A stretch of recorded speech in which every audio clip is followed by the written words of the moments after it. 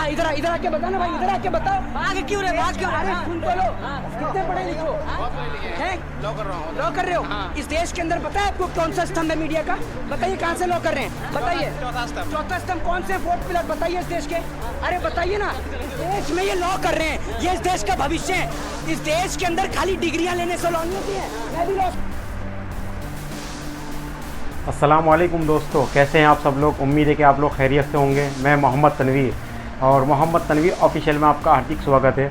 आज हम एक वीडियो देखने वाले हैं जो कि मोहित शर्मा जी की है। जवान फिल्म देखकर वो जब बाहर निकले तो उन्होंने क्या रिएक्शन दिया उस मूवी पर, और काफ़ी अच्छी उन्होंने ये बात कही है मोहित शर्मा जी ने। तो आज इन्हीं की हम वीडियो देखने वाले हैं और फिर उसके बाद करते हैं बात। चलिए स्टार्ट करते हैं वीडियो को, आइए देखते हैं। अच्छा कौन सी जनता को? इतनी सारी जनता है, एक मिनट घुमा दीजिए भाई, एक बार प्लीज पीछे आइए। आप चुनना चाहते हैं मोदी जी को? चुनना चाहते हैं? हाँ इधर इधर आके बता ना भाई, इधर आके बताओ। भाग क्यों रहे, भाग क्यों अरे सुन तो लो, कितने पढ़े लिखो हैं? लॉ कर रहे हो?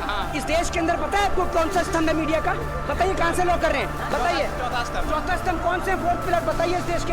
अरे बताइए ना, देश में ये लॉ कर रहे हैं, ये इस देश का भविष्य है। इस देश के अंदर खाली डिग्रियां लेने से लॉ नहीं होती है। मैं भी लॉ स्टूडेंट हुआ हूँ ना, यहाँ खड़े होकर बात करना, मोदी को जितना अच्छा लग रहा था आपको? क्या अच्छा लग रहा है? किसान आत्महत्या, उससे ये पूछ लो, उससे ये पूछ लोगे ना खाली इस देश के अंदर कि कितना किसान आत्महत्या करता है या फसल उगती कैसे, उसको ये पता नहीं होगी। या हंस के दिखा रहा है। अगर इसके पिताजी किसान होते ना तो इसकी आंख से आंसू आ रहा होता। अगर इसका देखिए, मैं आपको एक चीज बताता हूँ। सबसे पहली बात तो ये कि आप भले अपनी टीआरपी के लिए इसको वीडियो को बना सकते हैं, नो प्रॉब्लम। और इस देश में हर कोई टीआरपी स्कैम घोटाला भी इस देश ने देखा है। लेकिन मैं आपको बताता हूँ, ये जो मूवी है ना, ये देश की रियलिटी पे है सर। और मैं आपको ये समझता हूँ कि जिसकी आंख से आंसू नहीं आए ना इस फिल्म के सीन को देखकर, तो मैं ये समझता हूँ कि वो या तो इस देश का नागरिक नहीं है या फिर वो इस देश के किसान और जवान के बारे में जानता ही नहीं है, वो विदेश से आया हुआ है। इस फिल्म को देखकर देश के अंदर जो डिक्टेटरशिप और जो तानाशाही चला रहे हैं ना इस देश में, सिर्फ उनकी आंख से आंसू नहीं आएंगे, बाकी हर एक व्यक्ति अपनी आंख से आंसू टपका देगा। मैं आपसे एक पर्सनल सवाल पूछूंगा, झूठ मत बोलिएगा, मोदी हाई स्कूल वाली बात मत बोलिएगा। ये बताइएगा, आपने इस मूवी को देखा है? मैंने देखा। आपने मूवी को देखा है? एक बात मुझे बताइए, जब इस मूवी का वो सीन आता है, जब उनसे पूछा जाता है, हमारे देश के फॉर्मर मिनिस्टर को बुलाया जाता है और उनसे पूछा जाता है कि 10281 करके, तो वो कहते हैं कि मैं पढ़ा लिखा नहीं हूँ। और ये रियलिटी है सर। इस देश में अनपढ़ जाहिल गवार लोग आज इस देश के सिस्टम को चला रहे हैं। आज इस देश के नेताओं को पता नहीं है कि हमारे देश का बजट कितना है। 18 करोड़ की सड़क 250 करोड़ में बन जाती है। उसके पीछे का रीजन ये है कि हमारे देश के जो नेता हैं, जो लीडर्स हैं, वो अनएजुकेट हैं। उनके पास कोई काम, कोई धंधा नहीं है। उन्होंने जो बिजनेस बनाया है वो धर्म को बिजनेस बनाया है, धर्म के नाम पर लोगों को लड़ाया है और उनसे जो हकीकत की चीजें हैं वो छिपा ली हैं। जो सिस्टम के खिलाफ आवाज उठाए उसको उठा के जेल में डाल दिया। सर आज एक बात मुझे बताइए, मैं मोदी सरकार के अगेंस्ट बोलता हूँ। कल को मेरे घर से ड्रग्स बरामद कर दिया जाए, मैं कैसे प्रूफ दे पाऊंगा कि मेरे पास वो मेरा ड्रग्स नहीं है? यही रियलिटी सर इस देश में दिखाई गई है और ये होता है सर हकीकत में। बहुत सारे लोग ऐसे हैं प्रिजनर्स जो जेल के अंदर कैद हैं, उनका कोई दोष नहीं है सर, आज तक उनका कोई दोष नहीं है, लेकिन वो जेल के अंदर सजा काट रहे हैं। ये इस फिल्म के अंदर दिखाया गया। एक बात मुझे बताइए, मैं मोदी जी के अगेंस्ट बोलता हूँ, कल को उठा के मुझे जेल में डाल दिया सर, मेरे को हर जगह से कॉल्स आती है, थ्रेड आती है, मैं पुलिस को 1000 कंप्लेंट दे चुका हूँ, ठीक है। दूसरी बात ये कि कोई कार्रवाई नहीं, कुछ नहीं। कल को एक बात मुझे बताइए, कल को एक मेरा किसी ने शूट कर दिया, मेरे को गोली मार दी, क्या होगा? कुछ नहीं होगा। इस देश के लोग इतने बदतर हो चुके हैं कि 4 दिन 5 दिन सड़कों पर कैंडल लेकर निकलेंगे, उसके बाद सब भूल जाएंगे।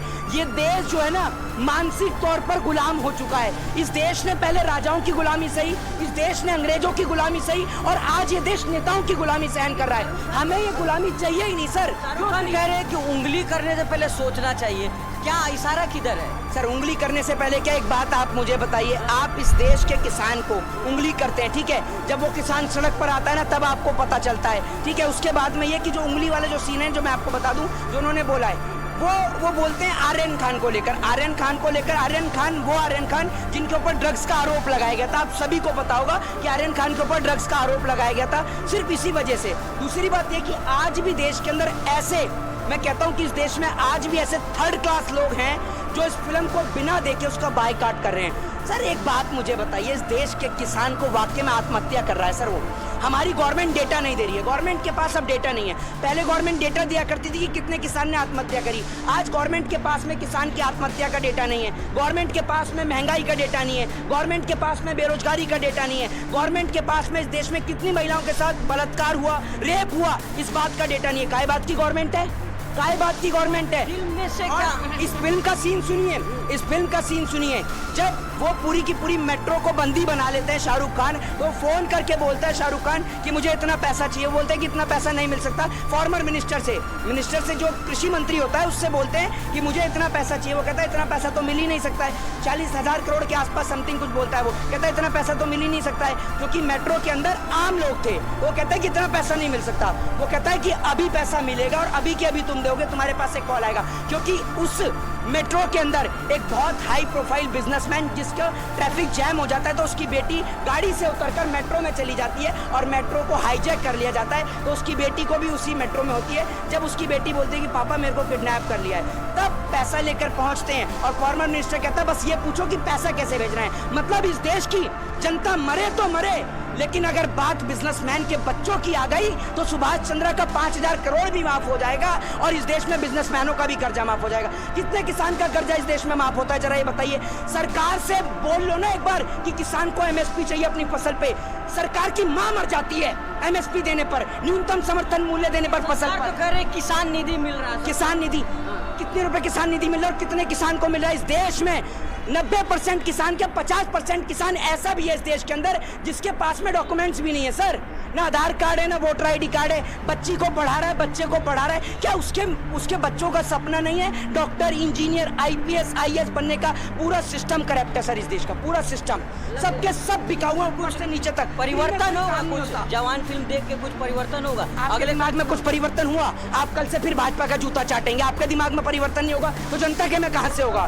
भाई तो आपने लोगों को चेंज कर रखा। हम मतलब आपको कहीं से जाकर के मीडिया पे आ जाना है। मीडिया पे इस देश की मीडिया क्या चला रही है जरा आप जाकर देख लीजिए। इस देश की मीडिया चलाती है पाकिस्तान में हिंदुओं को खाना नहीं मिल रहा, जैसे यहाँ के हिंदुओं को तो काजू बादाम पिस्ते की रोटी परोस रहे हैं। बेवकूफ वाली बात करते हैं।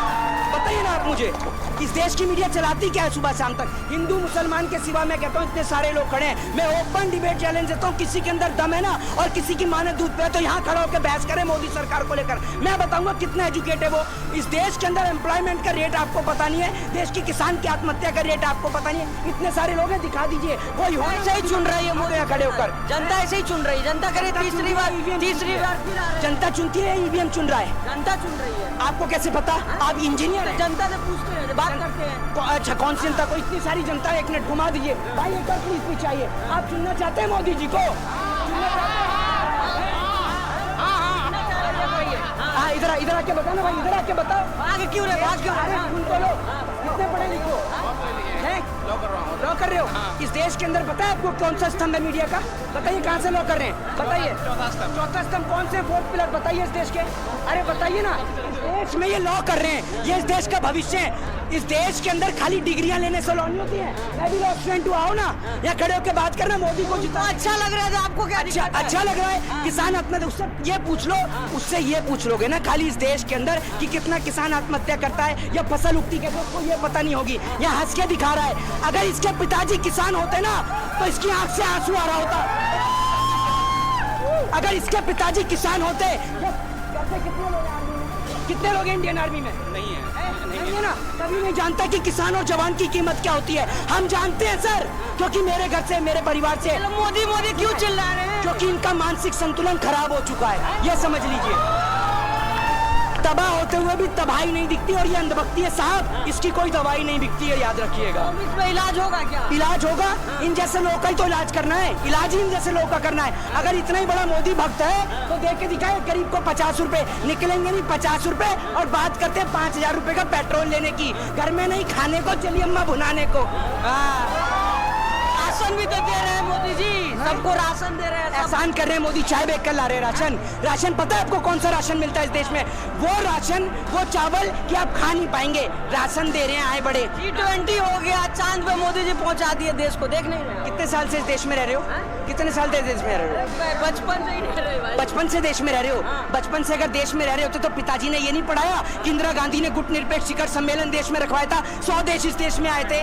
पागल हो चुके G20 से खुश नहीं आप हैं? आप देश के नहीं गरीब के ऊपर पर्दा डाल दो, गरीब के ऊपर पर्दा डाल दो इस देश के अंदर और लाखों करोड़ों रुपए फूंक दो। और क्या उसका एक बात मुझे बताइए, अमेरिका जाते ही, वियतनाम जाते ही जो बाइडेन का स्टेटमेंट बदल जा पाए?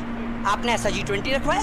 वियतनाम जाते ही स्टेटमेंट चेंज सर। अरे अपने देश में था, एक बार तारीफ कर दीजिए मोदी जी की। एक बात मुझे बताइए, आप सुन लीजिए। हाँ। अफ्रीका को उसकी अध्यक्षता सौंप दी गई है, वहाँ चल रहा है सब ड्रामा। आप लोग ये ड्रामा क्यों करते हो? आपको आदत है मोदी का जूता चाटने की? शर्म आपको विरोध करने का आदत हो गया है? तो हाथ को विरोध मिलाए। करने का, हाँ, सिस्टम के साथ मिल जाए। नहीं सिस्टम के साथ मिल जाए। कुछ तो काम मोदी जी अच्छा करते होंगे। अरे कोई कौन सा काम अच्छा किया है बताओ तो, बताओ ना वो।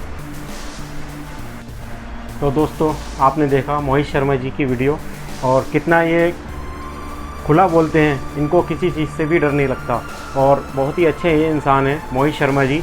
और इन्होंने काफ़ी अच्छा रिएक्शन दिया इस मूवी पर, जवान मूवी पर, और काफ़ी अच्छी इन्होंने बात कही है और गोदिया मीडिया के ख़िलाफ़ भी इन्होंने बात कही है।